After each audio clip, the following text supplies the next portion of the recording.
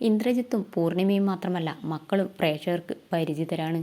Social മീഡിയയിലൂടെയായി ഇവരും വിശേഷങ്ങൾ പങ്കിടാറുണ്ട്. മാതാപിതാക്കളെപ്പോലെ കലയിൽ താല്പര്യമുണ്ടെന്ന് ഇരുവരും നേരത്തെ തെളിയിച്ചതാണ്. സിനിമാ കുടുംബത്തിലെ ഇളതലമുറയായതിനാൽ തന്നെ ഇരുവരും സിനിമയിലെത്തുമെന്ന് പ്രിയപ്പെട്ടവരെല്ലാം നേരത്തെ പ്രവചിച്ചതാണ്. മൂത്തയാളായ പ്രാർത്ഥന പാട്ടിൽ താല്പര്യമുണ്ടെന്നായിരുന്നു പറഞ്ഞത്. ലാലേട്ട എന്ന ഗാനത്തിലൂടെയായി ഇതിനകം തന്നെ ആരാധക ഹൃദയത്തിൽ ഇടം നേടുകയും ചെയ്തിരുന്നു.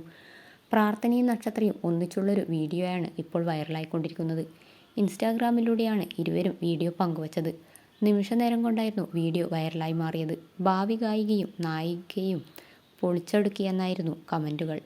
ഇംഗ്ലീഷ് പാട്ടൊക്കെയായി കൊച്ചുമോൾ ആക്റ്റീവാണ്. അമ്മൂമ്മ ഷോ കാണാൻ വരണമെന്നൊക്കെ പറഞ്ഞ് വിളിക്കാറുണ്ട്.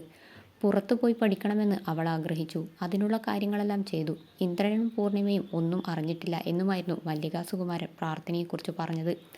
അടുത്തിടെ എമ്പുരാനിലെ ഗാനം പാടിയും പ്രാർത്ഥന ഞെട്ടിച്ചിരുന്നു. ഇംഗ്ലീഷ് ഗാനം പാടാനായി പാത്തുവിനെ വിളിച്ചത് കൊച്ചച്ഛനാണ് അത് എഴുതിയതെന്ന് ആദ്യം അറിയില്ലായിരുന്നു. പാടിക്കഴിഞ്ഞപ്പോഴാണ് അത് മനസ്സിലാക്കിയതെന്ന് പ്രാർത്ഥന വ്യക്തമാക്കിയിരുന്നു. കുട്ടിക്കാലം മുതലേ തന്നെ പാത്തുവിന് പാട്ടിലായിരുന്നു കൂടുതൽ താല്പര്യം. അത് മനസ്സിലാക്കി പ്രോത്സാഹിപ്പിക്കുകയായിരുന്നു ഇന്ദ്രജിത്തും പൂർണിമയും.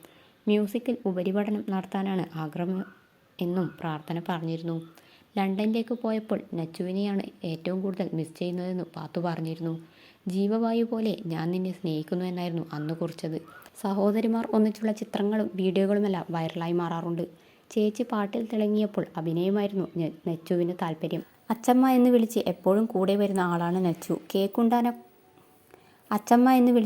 കൂടെ വരുന്ന ആളാണ് നച്ചു. കേക്കുണ്ടാക്കാനൊക്കെ നല്ല കഴിവാണ്.